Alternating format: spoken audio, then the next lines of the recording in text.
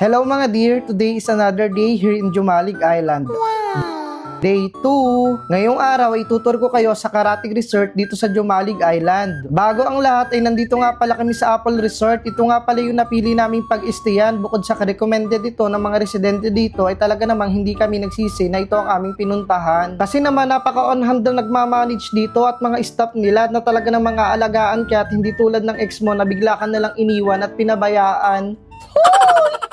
Kung ang hanap nyo ay payapa at tahimik na lugar ay ito na yon. Kasi naman dito wala talagang manggugulo sa'yo. Napaka-it's giving ng lugar na halos wala ka nang hahanapin pang iba. Kasi nga nandito na lahat ng inyong kakailanganan. Hindi ka na mahihirapang magdala ng kung ano-ano tulad ng lutuan, kaldero, pinggan. Basta lahat ng gamit sa kusina ay kompleto na dito. Kaya naman hindi ka na mai-stress at wag mo nang isipin magbitbit ng kung ano-ano. Para naman makabili sa labas mga dear ay kailangan nyo nga palang umerkela ng habal. Halagang 70 pesos nga pala ang papunta at 70 pesos din ang pabalik. Kumbaga ay parang namasahe ka na ng balikan. Kung namamahala naman kayo ay sige magdala kayo ng sarili nyong gasolina. Joke lang. Kasi naman mga dear, isipin na lang natin na nasa isa tayong isla tapos ang layo pa. Kaya naman expected na mahal na talaga dito ang gasolina. Sa pagkakaalam ko ay nasa 62 to 65 na. Kung tutusin mura pa nga yun kasi kung sa ibang tindahan di ba nasa 70 na. Kaya't wag na kayo manghihinayang sa pamasahe kasi ang pinaka-technique dyan, gumawa kayo ng listahan ng mga kailangan nyo ng mga ilang araw para isang bilihan na lamang. Ito yung kuha ko nung namili kami ng gabi sa pinakabayan mismo ng Jumalig kung saan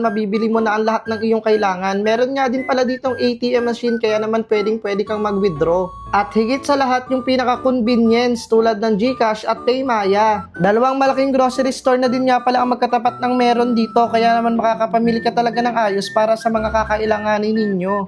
And back tayo sa resort. About sa signal ay don't worry para sa mga Globe, TM at Gomo user dahil meron dito. At syempre para gumana yan dapat may load ka sa data. About naman sa mga TNT at Smart user ay talaga namang wala dito kaya naman wag nyo nakasahan na merong signal dito. Bago nga pala kami umalis ay kumain muna kami dahil magbabaybay resort nga kami ngayong araw. Kinabukasan pa naman kasi namin pina-schedule yung land tour namin kung saan pupuntahan natin yung mga pinakamagagandang spot dito sa Jumalig.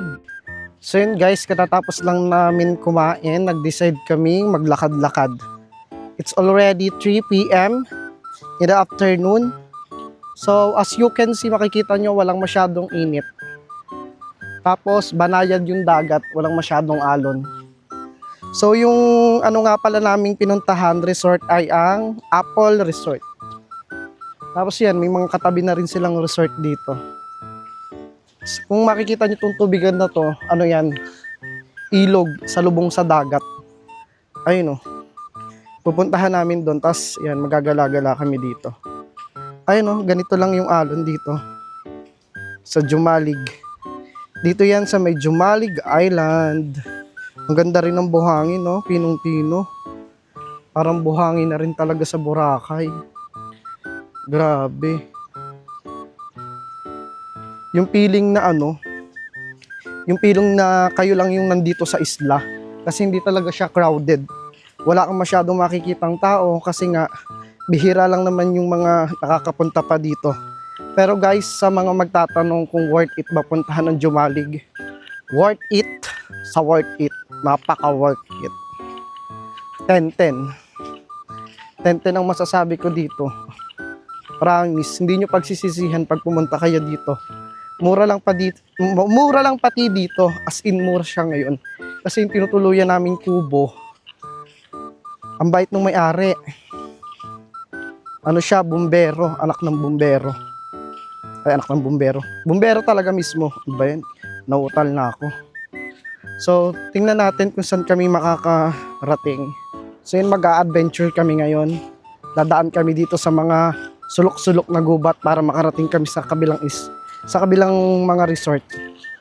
So yun, may daan naman dito. Ingat-ingat lang sa mga ganito kasi natitibag. Hoy, ingat-ingat ha. Kasi galing na kami dito kagabi. Hindi naman namin nakita na may ganito palang daan na mas maayos. Sa bagay, nakakatakot nga naman to daanan sa gabi. Baka mamaya may umano na dito. May kumuha na sa'yo. So yun, pero pinakamaganda to daanan kaysa doon sa dumaan kami kahapon doon sa baba, ang ano, ang lakas ng tubig. So, ayan sila, oh. Asa na si Boss, Allen? May nakita kami ditong mansion. Mansion kagabi. Grabe, napakaganda niya tingnan. Kung may mag-shooting ng horror, parang napaka-perfect nitong mansion na to. Kasi as in, liwanag lang ng buwan kagabi yung makikita sa kanya, tapos bato-bato siya.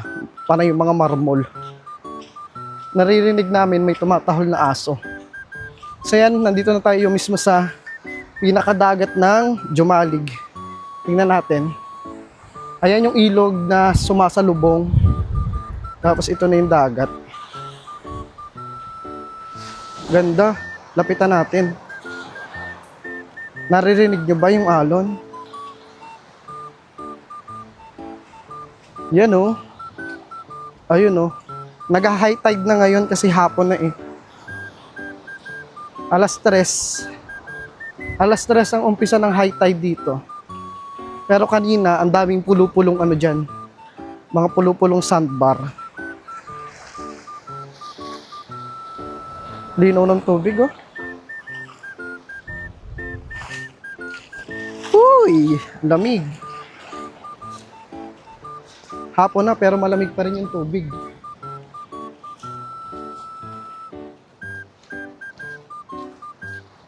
Sa mga nagugustong mag-relax, parang kahit na solo ka, parang may enjoy mo dito. Sa mga gusto ng peace of mind, isa ito sa marirecommend ko. Sa mga ayaw ng masyadong maraming tao, unlike sa Boracay, sa Siargao at sa Palawan, di ba pagka nag-outing tayo parang medyo nahihiya tayong maglakad-lakad. Tapos parang medyo sa sobrang crowded, medyo maingay na din. Dito wala kang iba talaga maririnig kundi yan, alon ng dagat, mga huni ng ibon, tapos mga hayop. So yun, malapit na kami dito sa Marmol na pupuntahan namin. Tara, let's go. Ayun natatanaw ko na. So yun, nandito na kami sa parang mga bato-bato na resort. Ang kagandahan dito guys, hindi ka may ilang pumunta sa ibang resort kasi halos magkakamag-anak lang daw ang may-ari ng mga resort dito.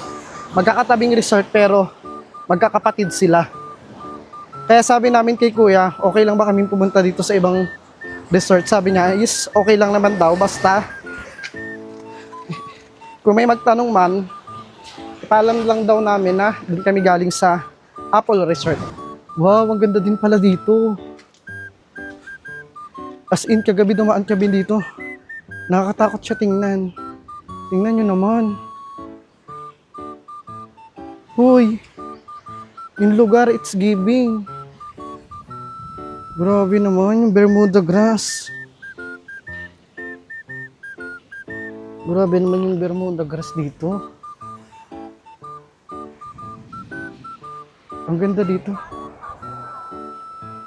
Ba't magiging trespassing? Nagbibideo lang naman po.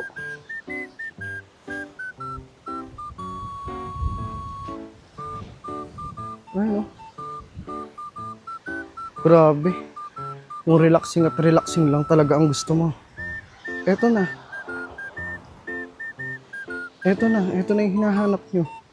Jumalig. Jumalig is the best. Wala akong makitang tao. Wala akong makitang caretaker dito. O kahit na mga guests. Wala. Hindi na kasi kami pwedeng dumaan dito sa baba. Ayun lakas na ng alon. Lumalakas na siya ngayon. Ang ganda po,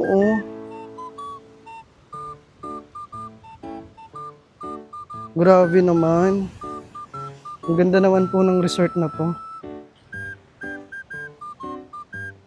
Naku, di ba may aso dito?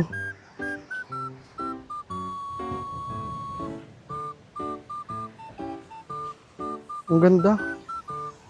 The best to guys, puntahan. Kaso wala akong makitang caretaker. Baka sabihin trespassing tayo dito sa lugar. Grabe, ang ganda. Wait lang, patayin ko muna yung video, magpipicture ako. Hindi pwedeng wala akong moment sa gantong gandang lugar. Wait.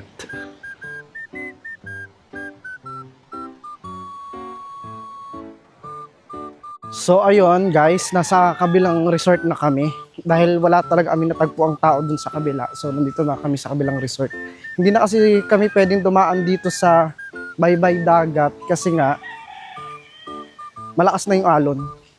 High tide na siya. Kaya kung gusto nyong magala ng ganitong oras din, so yun, magbabaybay kayo ng bawat resort. May kalsada naman. Dito pala sila kahapon, yung kasama natin. Ayan, nandito kami sa I Love Spear. Welcome to Jumalig Island sa I Love Spear. Spear Resort. Tingnan nyo, papakita ko sa inyo yung daan sa baba. Kaya hindi na kami pwedeng dumaan sa baba. Ayun no, high tide na. Malakas na yung alon. So yun. Malakas na yung alon na pinanggagalingan. So yan, kung makikita nyo dyan, nandito na nga pala yung pinaka lugar sa Spear. So hindi namin alam. Ayan, may lumapit sa aking aso. Naku, may humimod sa hita ko. May humimod. Ayun oh. Ang lakas na. Pupunta ka sana kami dun sa may I Love Jumalig. Dun pa yun sa may dulo. Pero medyo malayo. Pag nag-low tide naman yan, mga hapon na ulit, mga gabi. Alas 9 na ulit ng gabi low tide yan. Ang ano po, ang may-ari ng Spear, I Love Spear. Hello po. So yun guys, ipapakita ko sa inyo yung isa sa mga resort nila dito. So ito, makikita nyo. 1.5 daw to. Ayan, ganito na yung itsura. So ginagawa pa siya, as of now, February pa lang naman daw. Nagkakaroon sila ng renovation ngayon. So kung maaayos man ito, ayun oh. Ang ganda na, ang laki. Ilang tao nang kasya dito? Kasya na dito ang 8. 8, it's giving na. Tapos kung solo ka lang naman at may budget o kaya double kayo, 3, 4, ito, kasya naman daw kayo dito sa 500. Ito, 500 pesos to. Ayan o. 500. Mukhang may tao dun sa kabila kasi may bahay.